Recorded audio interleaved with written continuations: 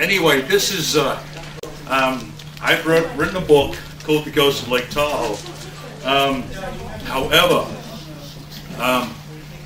I know we're dealing with Halloween here, and my book title sounds very apropos, but it's not. The Ghost of Lake Tahoe is 12 short stories on some of the historical characters that lived around the lake over the last 150 years. Okay, so this is more in keeping with the sesquicentennial anniversary of the state of Nevada. And we're going to get an easel here. I don't know whether you know, in 1904, thank you so much. Do we have an easel? I do. I'll go grab one right now. In 1904, St. Louis had the World Fair. Who remembers that?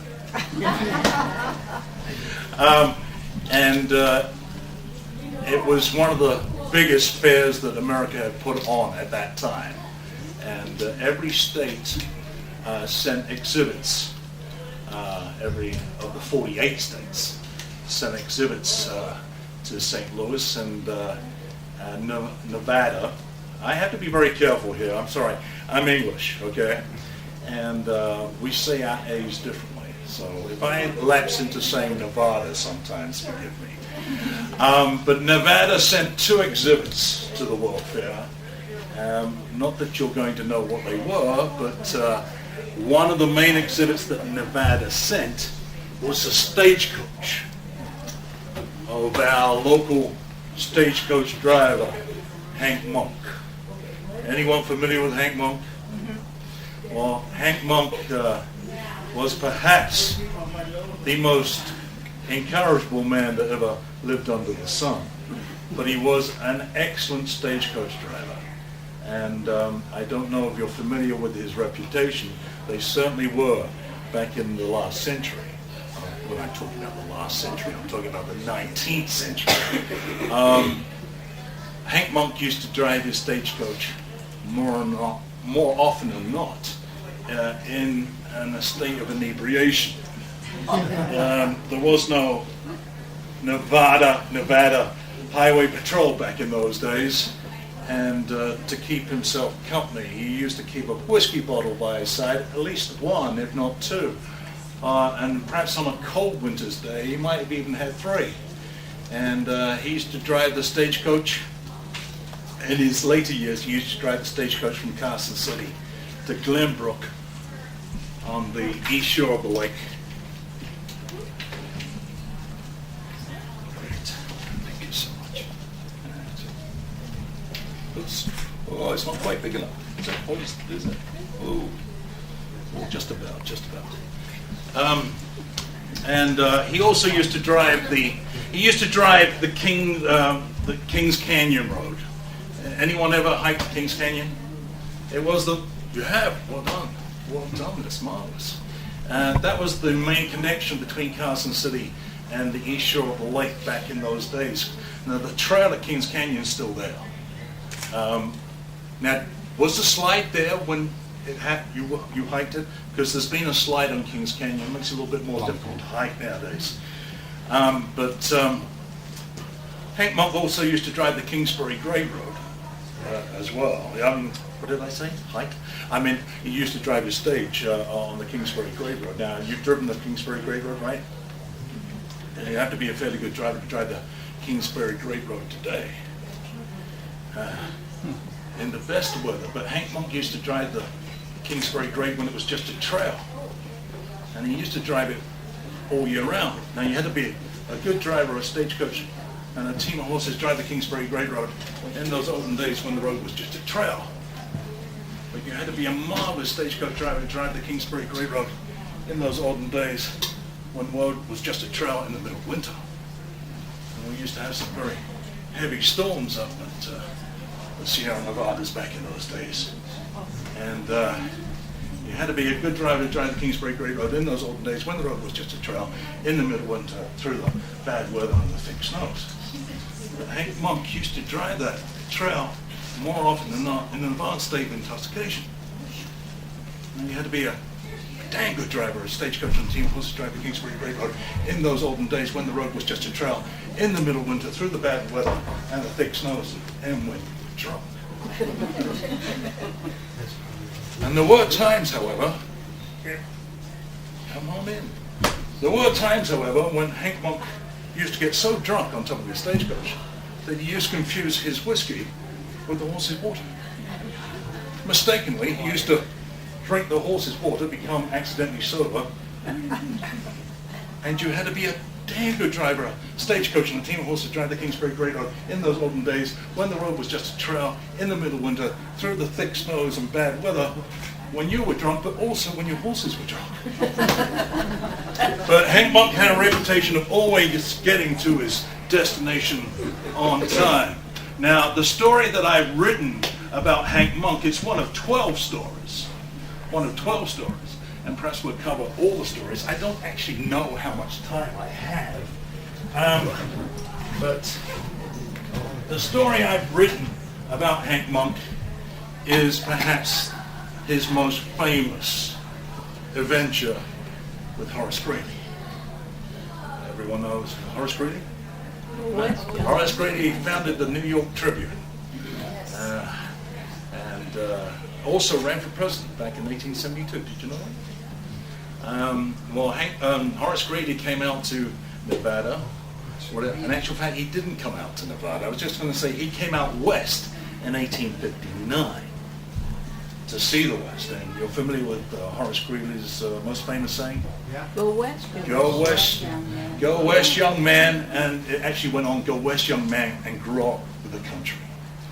And it was Horace Greeley's misfortune to have Hank Monk as his stagecoach driver from Carson City to Placerville.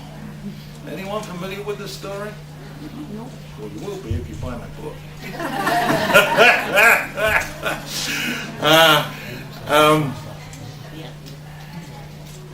Horace Greeley was perhaps the most famous Easterner that came out to this part of the territory. And I say it's the territory. You know, in 1859, Nevada did not exist. It was the western half of Utah territory. And it was, of course, governed by Brigham Young, the famous Mormon leader in Salt Lake City. And on his journeys west, Horace Greeley stopped at Salt Lake City, and he had the and only, as far as I know, interview with Brigham Young in Salt Lake City. And it was after his visit to Salt Lake City that Hank Monk came further west and came to town. Well, I was going to say Carson City, but to some people it was known as Carson City already, but it was better known as Eagle Station. And the little community grew up again around Eagle Station, and this is where the stage started from. And my story is about Horace Greeley coming out west. And Hank Monk was a drinker, but Horace Greeley was teetotal. And the two of them humorously locked horns at the beginning. And some of the story I set in the present tense, okay? I take you back to the event. although I start the story in 1877, it's actually remembering the ride. It's called Remembering the Rough Ride of the Tribune. That's what the story is called. And I'm not going to tell you all the story, okay? But there's a picture of Hank Monk in the book. Now, the funny thing is, here at the Historical Society, they've got some great photographs here. I don't know if you've been through the library here, look at the old photographs. Well, they have a picture in an envelope that shows a young man with it's almost a profile picture, and it's kind of not quite to the side, but of a young man with a very aquiline nose. On the envelope that's in this microchip film, someone's crossed out on the envelope, not Hank Monk. However, I believe, have anyone seen that? Has anyone seen that here in this room? I believe it is Hank Monk. It's when he's very young, okay? And most of Hank Monk's photographs are head on, so you can't really see his profile. But anyway, to go back to the story, Hank Monk plays a game of cat and mouse with Horace Greeley on the stage. And it's a humorous story, very humorous story, how he gets him over to Placerville actually on time, although he leads Horace Greeley to believe that they won't get there on time. That is, as I say, I won't tell you the whole story. That's one of the stories in the book, okay? One of the other great Nevada characters, heroes, is our local Pony Express rider. Does anyone know who I'm talking about? Mark Twain. No? Pony Express rider. Pony Express rider. Right? I'm going to go out on a limb here. I'm not really going out on a limb here. I will say he was the greatest Pony Express rider that ever rode for the service. All right? He was a Londoner, born in London in 1840. And he joined Buffalo Bill's Wild West show for 2 years. You know, Buffalo Bill wanted Sitting Bull. He wanted a good Indian, or a well-known Indian. He wanted Annie Oakley, and he wanted this young man as well. In actual fact, this young man was older than Buffalo Bill. Buffalo Bill was supposedly rode for the Pony Express back on the other side of the Rocky Mountains. But Buffalo Bill, Bill Cody, would have been only a young man of 14, or a young boy of 14 or 15. But at the time of the service, perhaps the best known Pony Express rider was our local rider down at Friday Station on the southeast shore of the lake. Anyone been to Friday Station or seen it? Still there. Most of the residents of the city of South Lake Tahoe don't even know it's there. They drive past it every single day if they're going past State Line. And you come down the Kingsbury Road, you turn left to go to State Line. You'll see that white weatherboard building on the left-hand side opposite Edgewood Golf Course. That is Friday Station. That is Friday Station. There's a restaurant by that. Well, there used to be a restaurant at Harris. You're quite right. And Was there a post office? well, there's a post office up Kingsbury Grave Road. But the actual, this is what it looks like today. Now, the Parks family owned it for over 100 years. It was their private residence, and you couldn't go into it. Unfortunately, the Parks family no longer own it. It's now part of the Edgewood Development Center, and as a part, it's all part and parcel with the golf course. That's what it looks like today. That's what it used to look like in the olden days. The only difference that you can tell looking sideways to the building is they put more windows in it than it used to possess. Okay, but that's Friday Station, and Pony Bob Haslam was based at that station. All right, why was he the most renowned Pony Express rider? Because he rode for the Pony Express. You know how Does anyone know how long the Pony Express lasted? About a year and a half. Year and a half, 18 months, from April of 1860 to October of 1861. And something happened here in Nevada in the spring of 1860. What happened here? Did anyone know? Well, the train. Huh? The train here, I heard. No? Telegraph? Telegraph? The Paiute Indians Oh, yes. went on the warpath. We had the Battle of Pyramid Lake. All right?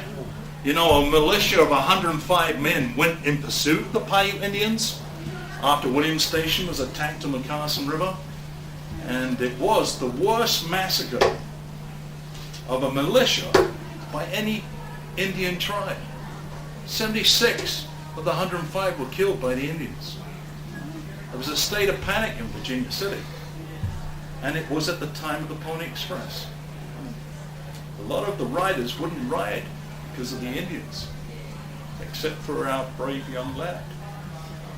Normally, he would ride a distance of 75 miles, roughly, from Friday Station over the eastern range of the Sierras, through the Carson Valley, up into Eagle Valley, and then over to Honey Lake down the Carson River. He rode to his other home station, was Bucklands. It was right in the middle of where all the Indian trouble was. And Pony Bob Haslam was wounded twice by the Indians. Okay? Flint arrow went through his jaw, knocked out 3 of his teeth. True story. True story. It's in here. All right. And of course, we've just spoken about Mark Twain, all right? Mark Twain. Everyone knows Mark Twain, of course. And started his writing career up in Virginia City. And do you know why Mark Twain came out here? His brother. Because of his brother, right? Yeah. Came out here because of his brother in 1861. And his brother was Orion Clemens. And Orion Clemens came out west because he supported Abraham Lincoln. Abraham Lincoln rewarded him with the position of Secretary of State for the new Nevada Territory in 1861. That's when Mark Twain came out here in the summer of 1861. Now, there is some controversial controversy whether Mark came out in June of 1861 or in July of 1861. That isn't very clear. But he came out perhaps a few weeks after the start of the Civil War. He was with the Missouri militia for a little while at the start of the Civil War. Because you know he was a riverboat pilot before that. And that's how he got his name, of course. You're an intelligent audience, I can tell. You know that Mark Twain means, Measurement in water. right? 2 fathoms means safe water.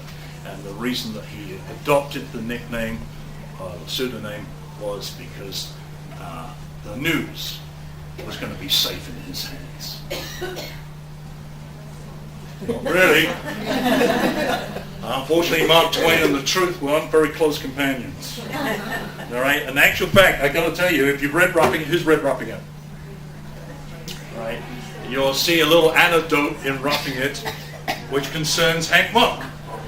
Do you remember that? No, I don't. Oh, well, the little anecdote that Mark Twain writes about Hank Monk is that he is told, which is also featured in my story, he is told about Hank Monk and the rough ride that he's given Horace Greeley. And he's told that story by one of the fellow passengers on his way to Carson City.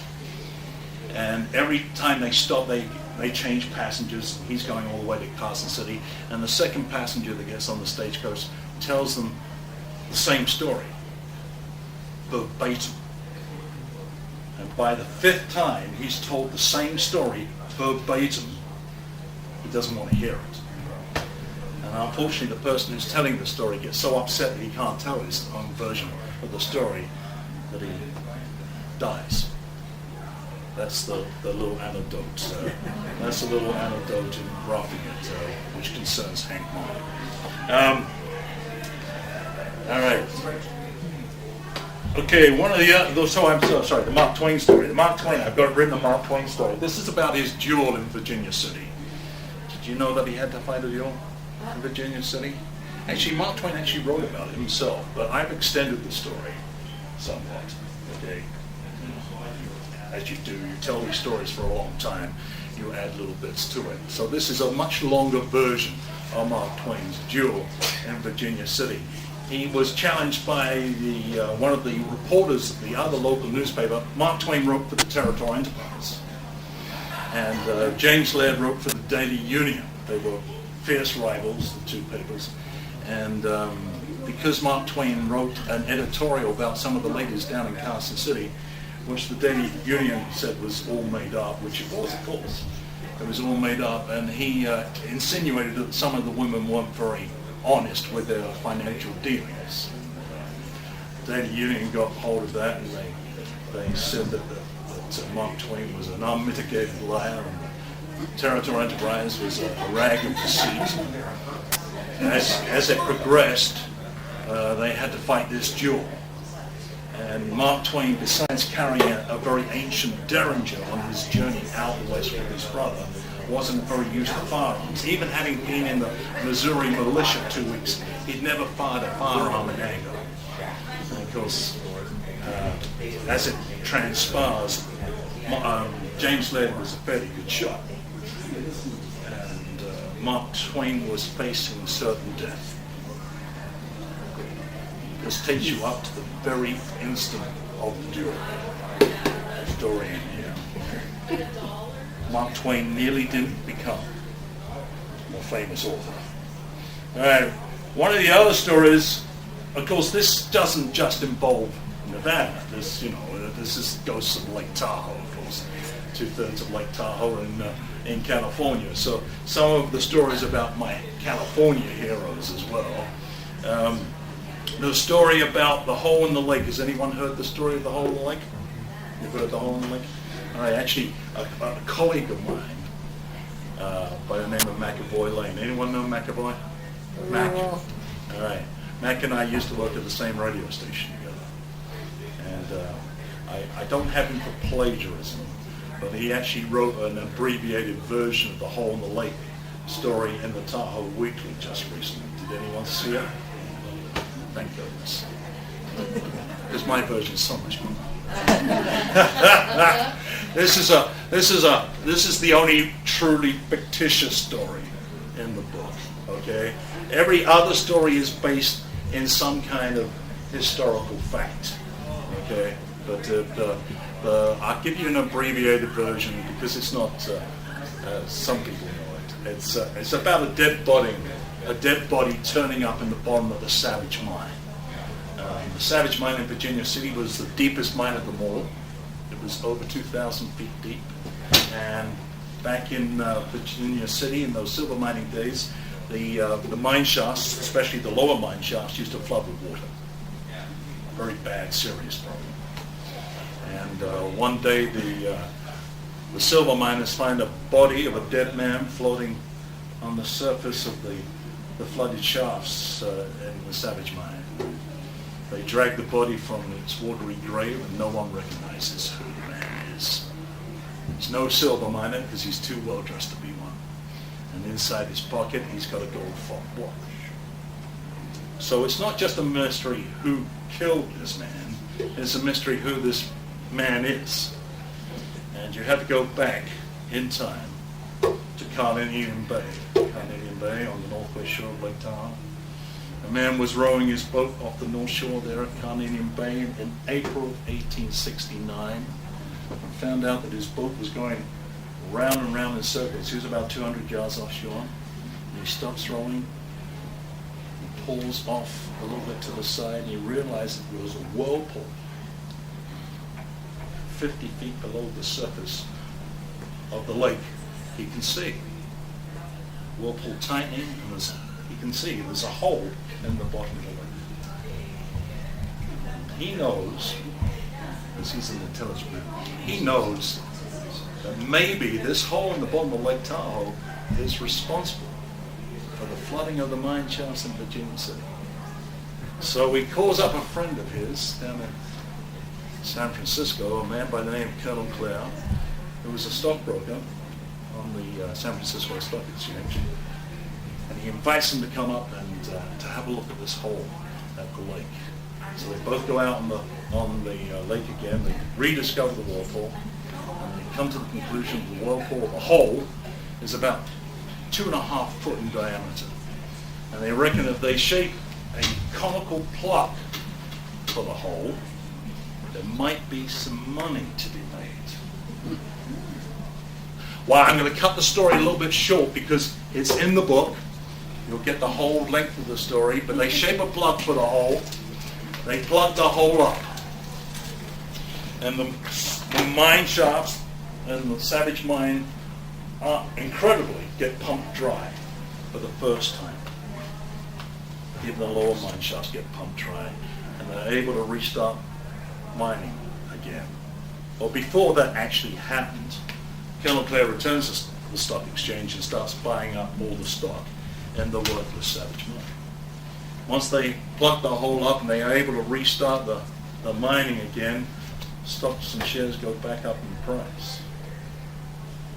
And Colonel Clare is able to sell his stock for $1 million in profit. Having done it once, they thought they'd do it again. So they go back out to the plug, they pull it again, the mine shafts plug once more, operations stop again, the stocks and shares go back down to their low price. Colonel Clare returns to San Francisco a second time, buys up all the stocks and shares at the low price again. They both go out and plug the hole a second time, and they cable the mine shaft to try and pump the mine shafts dry again, which they do. And 2 weeks later, they're able to remine the whole lower shafts again. The stocks and shares go back up to the high price. And he goes back down to San Francisco and banks another $1 million in profit in the same bank account. Having done it twice, they thought of it twice was about as much as they would and should get away with. But for some unknown reason, William Meeker, Colonel Clare's friend, gets a knock on his door late at night or late in the day, and it's his friend Colonel Clare. And he doesn't know why Colonel Clare's come up to the lake. And he suggests some dinner, but Colonel Clare wants to pull the plug. He says he sold it to someone that he doesn't like. He sold the shares to someone he doesn't like down in San Francisco. So he wants to ruin this guy's reputation. So he said it will give him the greatest satisfaction to pull the plug again and to bankrupt his nemesis down in San Francisco. Well, as they're rowing out towards the plug, just as they get to the plug, William Meeker attaches the chain to the winch. He's just got the plug free. Colonel Clare remarks, "What a beautiful moon we have this evening, William." But William Meeker has to turn around to look at the moon. And as his back is turned, Colonel Clare grabs the winch handle, sneaks up behind him, and bashes him over the back of the head. This is where you came in. Because it was William Meeker's body they found at the bottom of the Savage mine. That story actually originates from 1903. It's not my original story. My version is original. But it was written by Sam Davis, Carson City News editor. And you know the Nevada Appeal down in Carson City? That was his paper. The founder of the Carson City News. So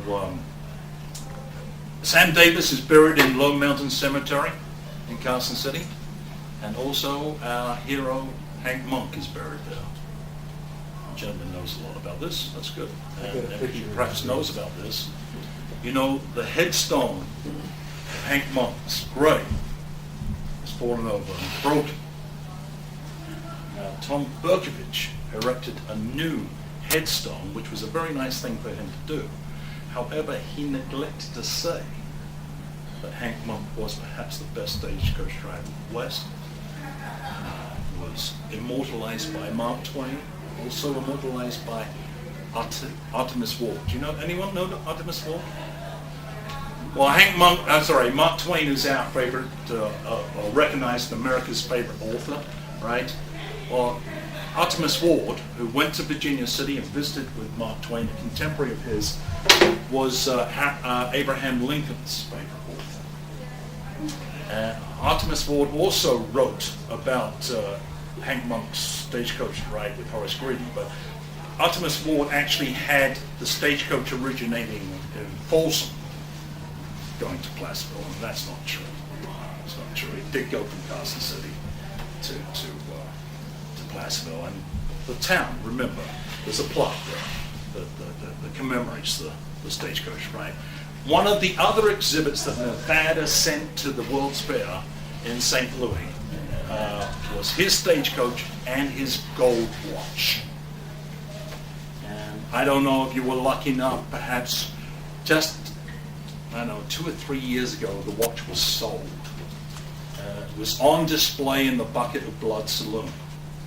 The McBride family had it for the longest time, but it's now been sold to a private collector.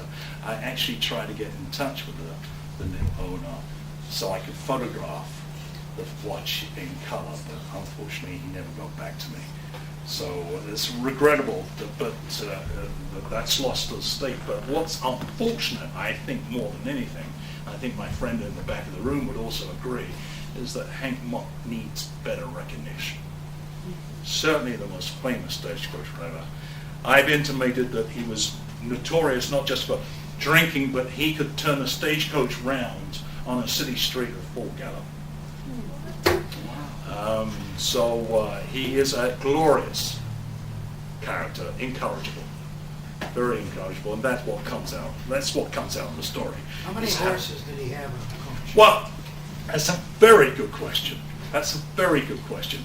Now you see the stagecoach. Usually they have 6, but I believe that Hank Monk only used to drive with 4. Okay, but if you look at the Wells Fargo stage anytime, you'll see that it's got 6 horses. But certainly for Benson's, he would have only had 4. And in my story, he only has 4. Okay, so that's a very good question. All right, one of the other stories is about Captain Dick Barr. Did everyone know Captain Dick? Our hermit of Emerald Bay. Yeah. Well, you know what? There are at the back of the book.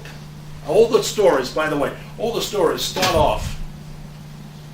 I'm very proud of this because it was my idea. But every story starts off with the stars and stripes of the year of the story. So you can see the progression of the stars and stripes as you go through the book. What was my point? I don't know what my point was. What was I talking about? Oh, Captain Dick Barter. Captain Dick, our hermit, Emerald Bay. Oh yes, at the back of the book, I have all the historical backgrounds to the stories. That's Captain Dick. All right, Captain Dick. And I've got some great artwork in here. Now I'm going to say that, aren't I? Anyway, but this picture here is Albert Bierstadt. Anyone familiar with Albert Bierstadt? Perhaps the best landscape artist of the 19th century. Very famous for his paintings of Yosemite. But he did half a dozen of Lake Tahoe. This was perhaps the first oil painting of the lake ever done in the 1860s. It's the front cover of the book. Now, I would love to show you a big picture of this picture on the back. This is an incredible photograph. You'll have to get the book to see it up more closely. Did he do any up in Blackwood Canyon? I don't know about that, but I'm going to tell you, this is also Captain Dick, by the way. This is pen and ink drawing done by a friend of mine who's a great artist. He actually went on to work for Disney. But if you look over to Captain Dick's right foot over here, you'll see he's missing 3 toes. You know that story? I think I've heard about it. All right, so this is a true story, completely true. By the way, this is Frank McCarthy's. Anyone familiar with Frank McCarthy? Probably the best Western painter of all time, and I rate him above Frank Remington and Charles Russell. A more modern painter. He was of the 20th century. Unfortunately, he's been dead about 10 or 11 years now. But this is his picture of the Pony Express rider. And that picture could have actually been painted for the story in the book. When I saw that picture, I said, I got to have that picture. And I was lucky enough to get it. This is also the painting. I had to pay copyright for all these pictures. So that's why the book's $1 more than it should be. This is a local artist by the name of Keith Brown. This is the outlet of the lake into the Truckee River. This is done from an old postcard before the turn of the 20th century. That's what it used to look like before the dam was there. Okay. Keith Brown lives down in Grass Valley. This is a great painting. I'm so sorry I can't show you this painting in color. This is Mian Situ's painting of the Chinese railroad workers on the Transcontinental Railroad. Right?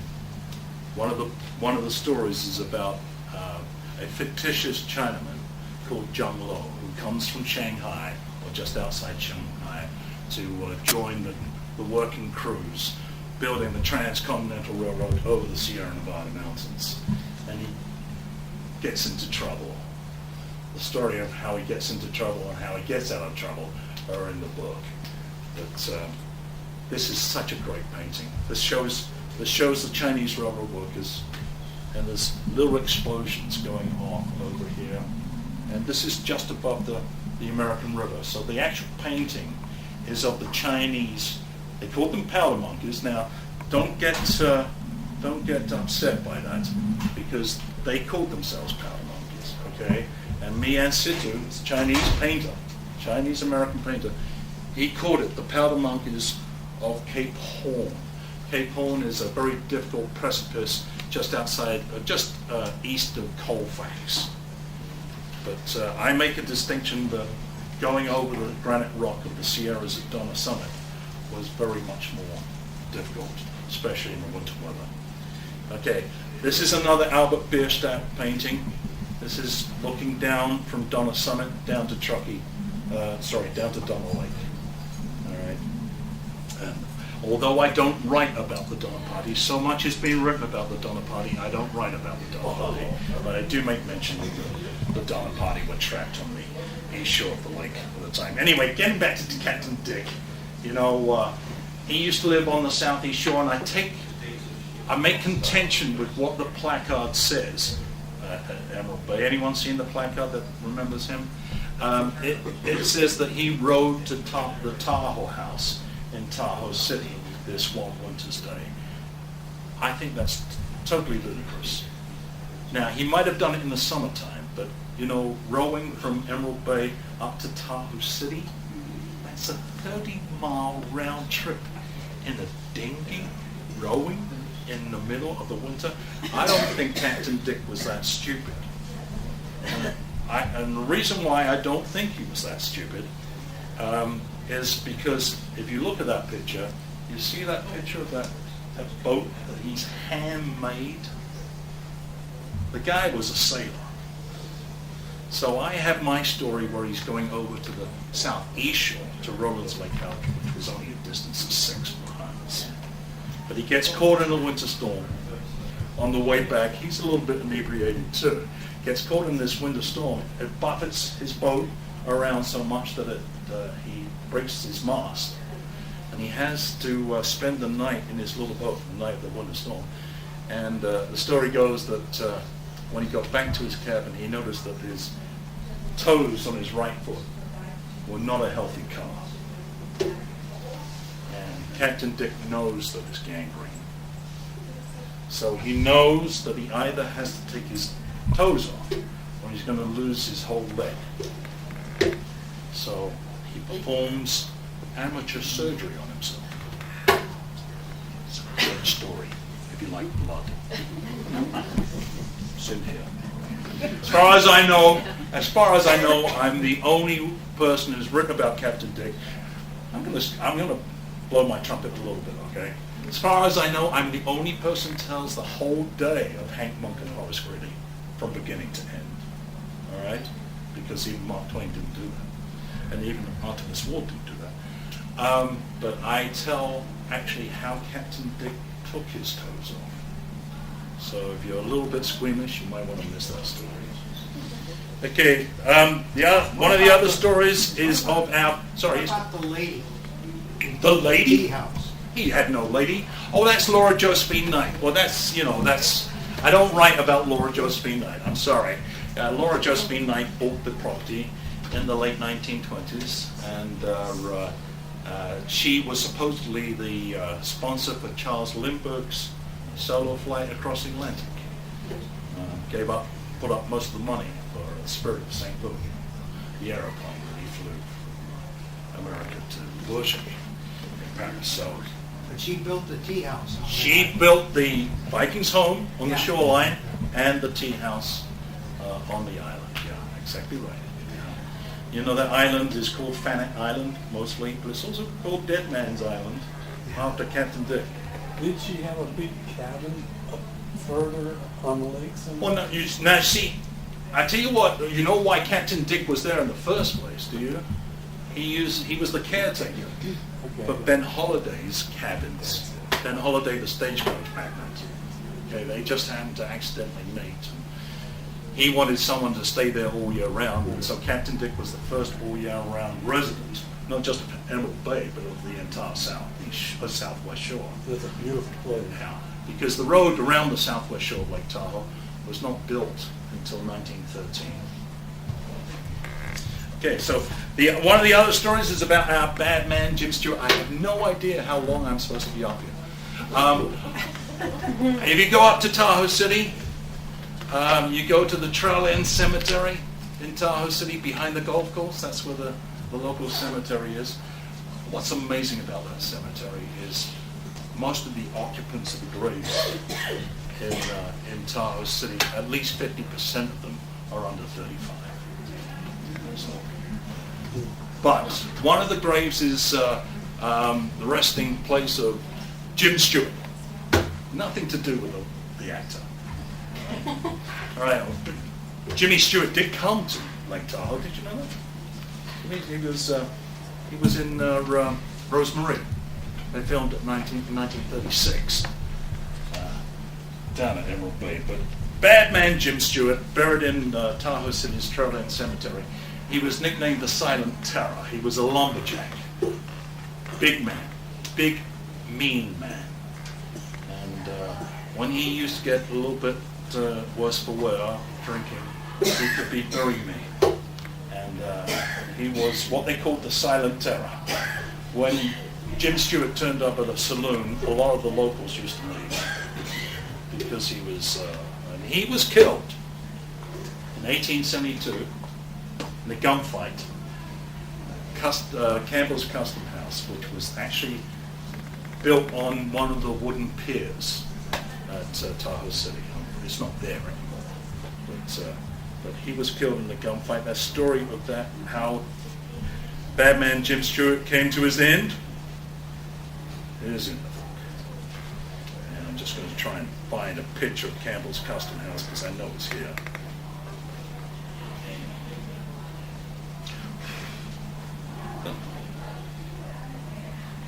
The historical photographs are in the back of the book. Now, you can't see it very well, but that was Campbell's Custom House. It was built on one of the boardwalks at Tahoe City. You know the old train? The train in the early part of the 20th century used to connect the Transcontinental Railroad and Truckee to Tahoe City.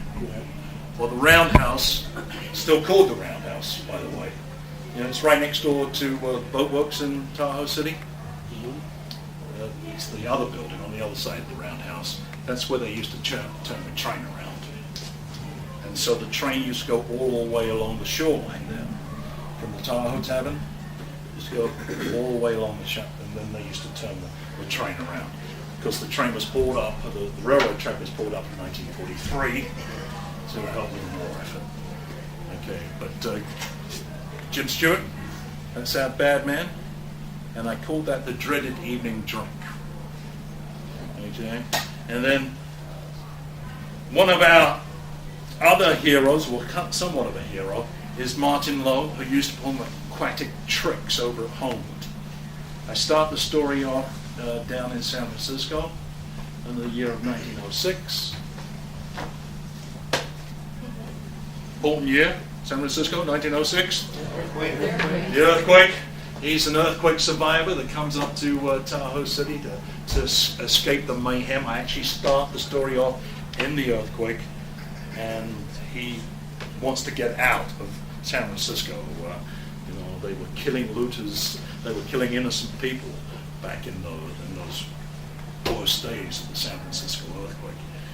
So it wasn't a great place to be. So he left San Francisco, came up to Lake Tahoe, and he started performing aquatic tricks for some of the passengers on the steamers. The SS Tahoe being one of them, Queen of the Lake, and Ernest J. Poe Min, who was the captain.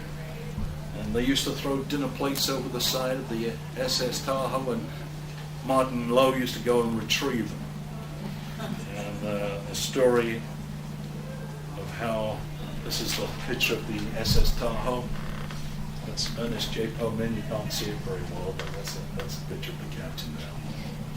Okay, so one of the story concerns him.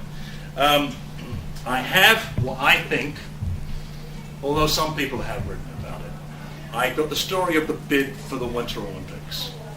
Okay, this is not the story of the Olympics. It's the story how they got the Olympics. All right, against all the odds. Alex Cushing only did it for a bit of publicity.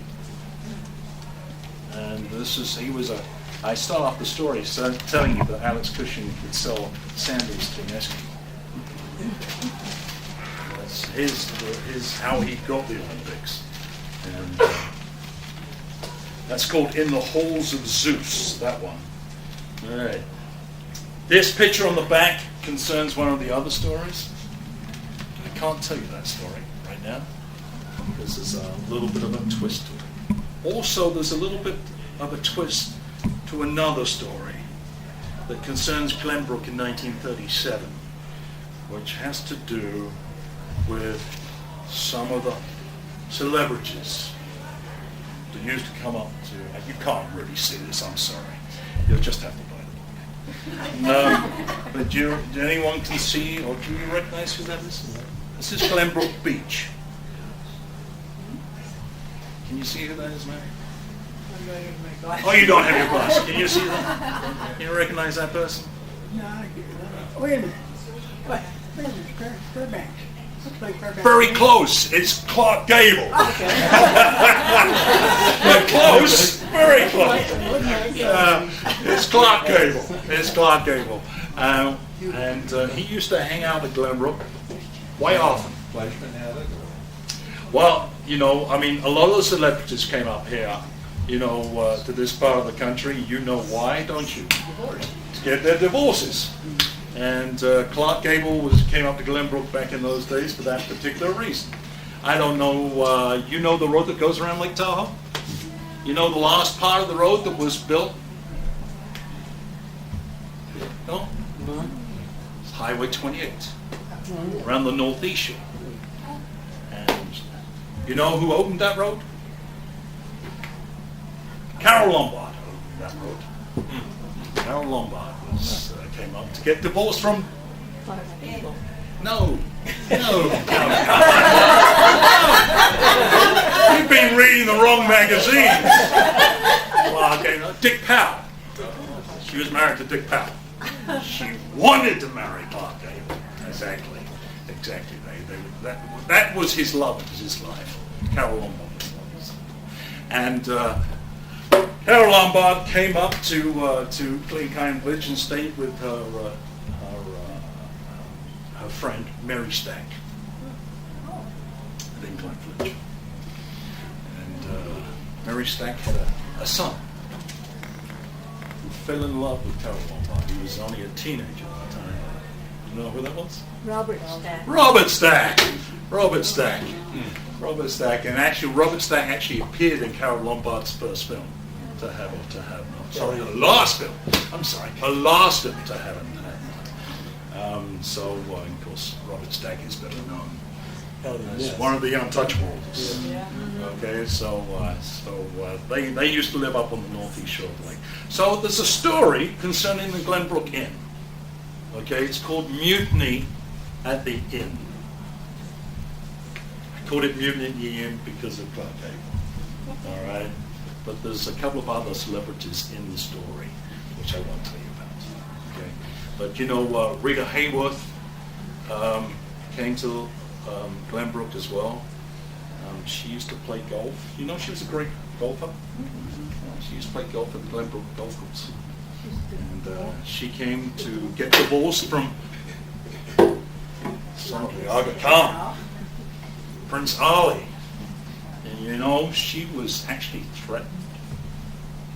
You know, they actually had to put because of her daughter, Prince Ali and the Muslims wanted her to be a Muslim. She didn't want her daughter to be a Muslim. So you're talking about nowadays. There was some problems back then too. They actually had to have some secret agents, some secret service people, give some protection to Rita Hayworth when she was living up in Glenbrook. All right, there is a story about Snowshoe Thompson in here. I have to admit to it. Okay, it's a slightly different story. Okay, it's a tribute story. It's the last story of the book. It's called Sesquicentennial. That's very hard to say, by the way. You know, Sesquicentennial. It's a tribute story about three guys who tried to imitate Snowshoe Thompson in 2006. Now, Snowshoe Thompson started his mail delivery in 1856. So that's why it's called Sesquicentennial. All right. And I actually mentioned Snowshoe Thompson in the Hank Monk story too, because Hank Monk makes the suggestion to Horace Greeley that you ought to stop and interview Snowshoe Thompson, and to which Horace Greeley says, "I don't have time for this. You know, I'll come back to Lake Tahoe and I'll interview all these people, but will you please hurry up with this page?" Well, Hank Monk played with it. Okay. Let me see, what story have I not talked about? It's 12 short stories. What story have I not talked about? How about Kit Carson? You don't mention No, I do not mention Kit Carson. You know, obviously everybody knows that Carson City is named after Kit Carson. And, you know, I do talk, by the way, that's a great picture of a bald eagle, which goes with the Captain Dick story. Because you have to leave. Oh my goodness, you haven't bought the book yet. Thank you. You're very, very welcome. All the stories, and how long do I have here? I'm supposed to be winding up? Okay, well, great. Well, this is, you know, I think this is a good time to wrap up. So anyway, I'll just go through the quick stories. I told you about the artwork in here. I used to be the cruise narrator for the MS Dixie for 9 years. From 86 to 95. I don't know if you took the historical Glenbrook cruise at any time, those of you. Anyway, so about 30 years has gone into this book. About 30 years of research. The first book story is called Solid Gold. That's about Bob Haslam. All right, the Pony Express writer. The end of the era, which is end of an era, sorry, is the second story. The Immortal Faces Death, that's Mark Twain's duel up in Virginia City. Jung Lo is named after the Chinese railroad worker. The Hole in the Lake story, which I more or less told you, abbreviated version. Three-Toed Island is the Captain Dick story. The Dreaded Evening Drink is the Jim Stewart story. Remembering the Rough Ride of the Tribune, that's the Hank Monk story. From Disaster to Triumph is the Martin Lowe story, the aquatic marvel of Homewood. The Mutiny at the Inn is the story of Clark Gable. And the Hall of Zeus, in the Halls of Zeus, is the Squaw Valley Olympics bid story. And then Sesquicentennial is about Snowshoe Thompson. Okay, so I hope you, if you want to buy the book, I'll be glad to sign it for you. Should I tell them the price? If that's all right? And you're in the... I'm in the hallway. In the hallway. I'm in the hallway. Yeah, I'm in the hallway. So if you want to ask me any other questions, are there any questions you can ask me at the table? Are there any other general questions right now? Well, that's good, you know. Huh? Spoke about the Pony Express ride. Yeah. 75 miles. 75 miles over about 5 stations. He had stopped 5 times. He changed horses. Yeah, about 15 miles. Every 15 miles they changed.